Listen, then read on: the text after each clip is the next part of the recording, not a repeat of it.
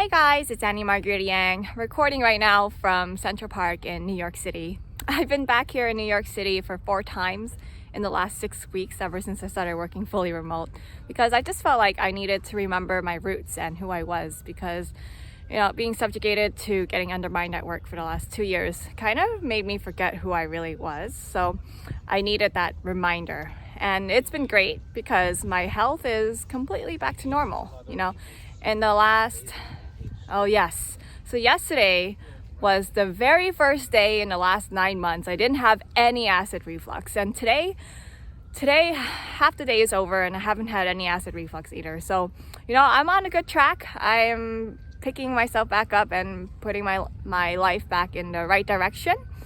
And I wanted to record this video today because during my time here in New York City, I visited a lot of places that I used to go to back when I lived here, and I had passed by this place where I used to take a lot of personal development seminars, and all of a sudden the memories just came flooding back in. And I remember I took a seminar 7 years ago, and the seminar's topic was on how to reframe your problems and have a breakthrough.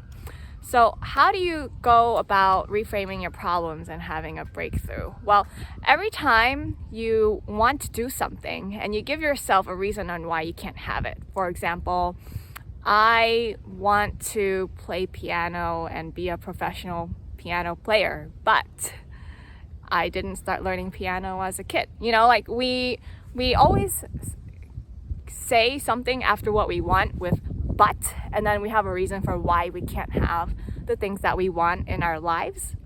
So how do you take that and turn it into a breakthrough? So I want to share with you today an experience that I had 7 years ago during that seminar that I've taken with me throughout my entire life ever since I learned it.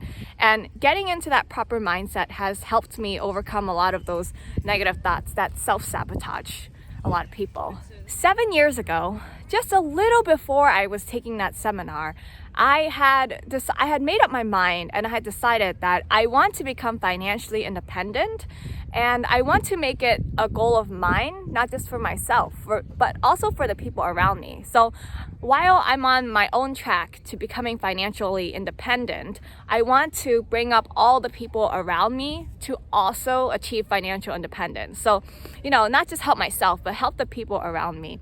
That's the kind of problem that I decided that I wanted to help solve in society. And I thought the first step that I should take, because I was so into Dave Ramsey back then, was to teach Dave Ramsey's Financial Peace University course, be an instructor for that. And it's definitely like a volunteer position. In fact, I had to pay money to do it because it costs like $109 for the materials to teach it. So I had to pay that. And I remember saying to myself when I was just starting, I want to teach this course, but I don't have a venue. So I think a lot of people would stop right there, right? When they have a goal that they want to achieve and they have that but I don't have a venue, they just stop right there and they don't proceed at all. And I had called up like a bunch of churches and asked them if I could use their venue for free, because I was doing this out of my own good heart, right? It was definitely volunteer work. I wasn't trying to profit off of doing this course for other people. So I asked them if I could use their church for free, and a lot of them didn't get back to me. So when I was taking the seminar on how to have a breakthrough, I stood up in front of like an audience of about 100 attendees. And I was telling the attendees, well, this is what I'm going through right now, right? I'm trying to look for a venue, and I can't get access to one for free to teach this course so that I could help other people become financially independent.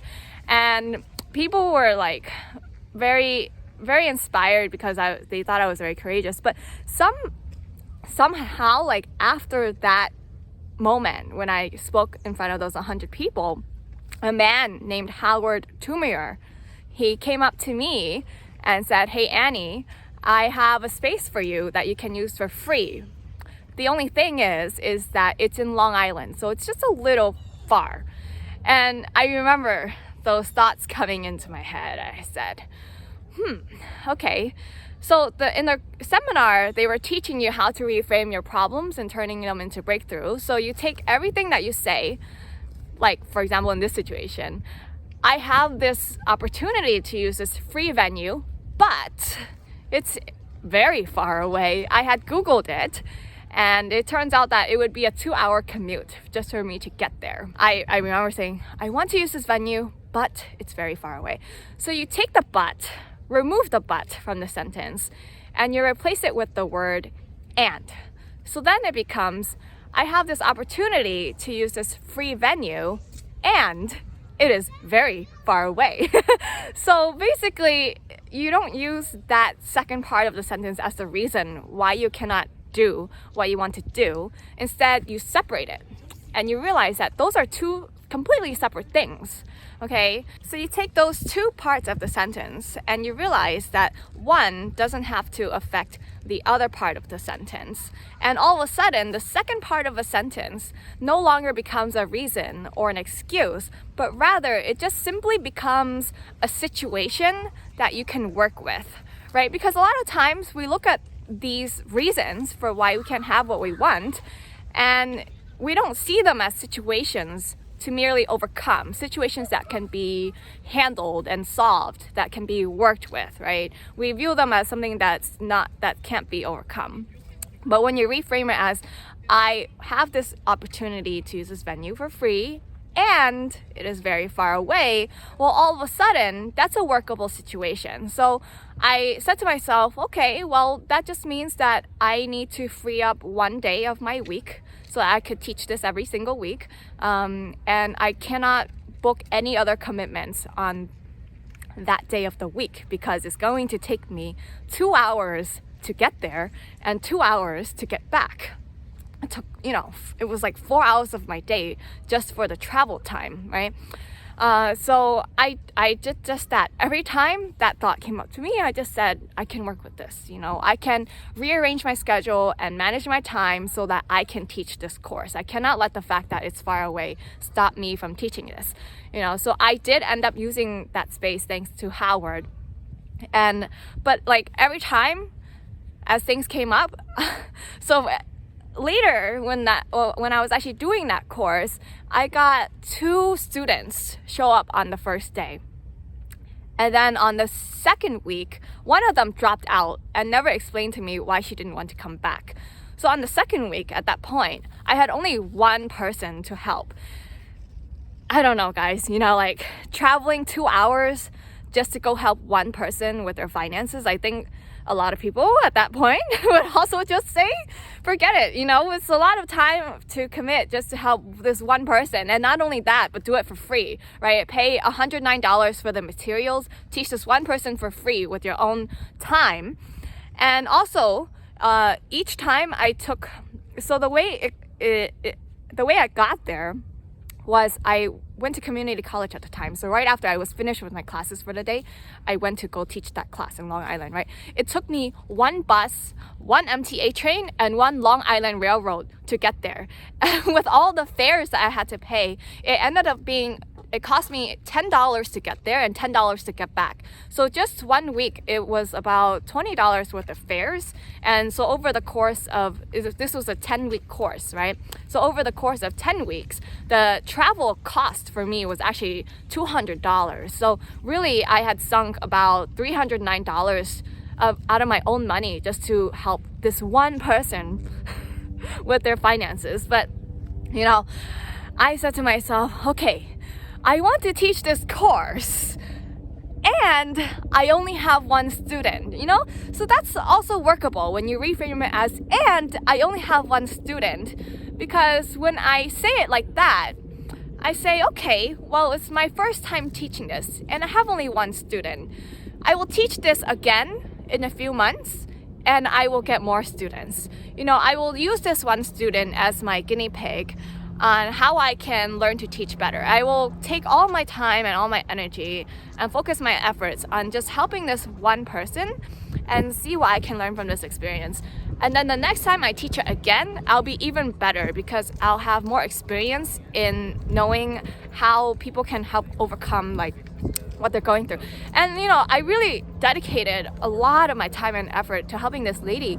And after the course was over, so after 9 to 10 weeks, she had paid off about $10,000 worth of debt, So I think she did an outstanding job.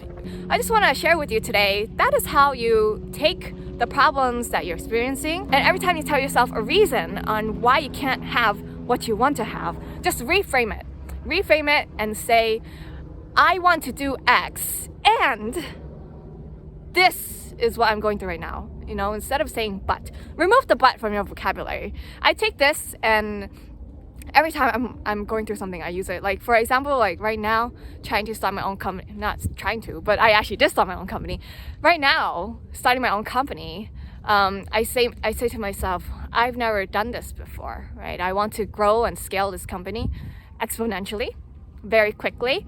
And I just say to myself, like, if I come across like, but I don't know how to do this, I reframe it as, and I don't know how to do this. Well, that's something that can be worked with again, because I can say, okay, well, since I don't know how to do this, I can learn. I can learn everything I can get my hands on. I can learn from anybody I can talk to who has experience to help me. I can hire consultants to help me. So this is something that can be worked with, okay? Okay, that's it for today. If you guys know anybody who's a small business owner who can use my remote bookkeeping services, be sure to refer them to my company, and I will give you a $200 Amazon gift card if they become a successful paying client, okay? And that's it for today, and I will see you guys next time. Bye.